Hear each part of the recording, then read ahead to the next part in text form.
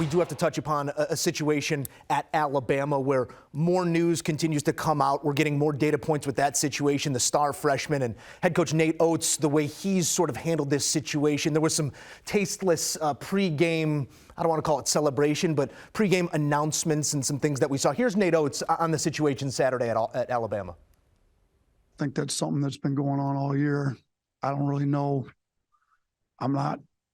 I don't watch our introductions. I'm not involved with them. I'm drawing up plays during that time.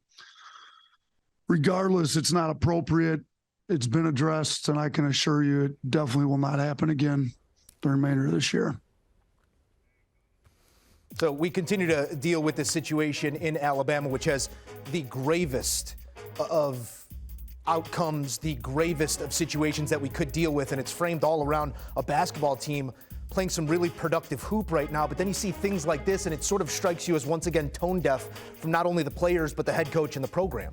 Tone deaf, inappropriate, tactless, insensitive. This is mimicking a pat down. Yes. You obviously, people that are sports fans are familiar with this. You see this sometimes. But given these situations, that is Brandon Miller. Okay, what this is a complete lack of awareness by anyone in Alabama's program. Brandon Miller is going to continue to play. Alabama will continue to be a lightning rod because of it. But this speaks to a larger issue with Alabama's culture. Yeah, he's been doing this all season long.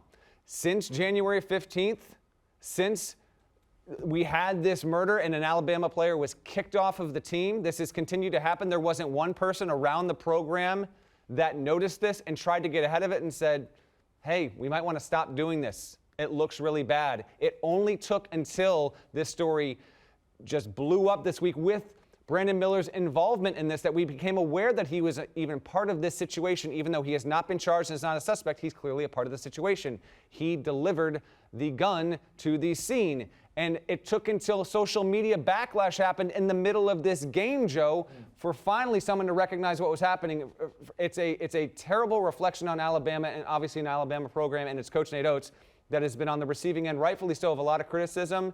Now, he said it's never going to happen again, but the fact that it even allowed to get to this point and Oats saying, I'm not paying attention during the pregame introductions. I'm diagramming plays, but no one else around him let him know. Really, really bad look. Yeah, you are responsible for all things under the umbrella of your program, and things continue to go to the wayside here for Nate Oats. We'll continue to cover that situation as closely as possible. That's Matt Norlander breaking it down here all day long on CBS Sports HQ. And don't forget, there's more Matt Norlander to be had. Now is the time for the Eye on College Basketball podcast, the premier pod in all of college hoops, here to get you set for tourney time. Download, subscribe, and enjoy the Eye on College Basketball podcast. Do you want a sports network that delivers everything that matters about the game? The highlights, the picks, the instant analysis, no yelling, no fake debates, no politics. Hit the subscribe button and never miss a moment.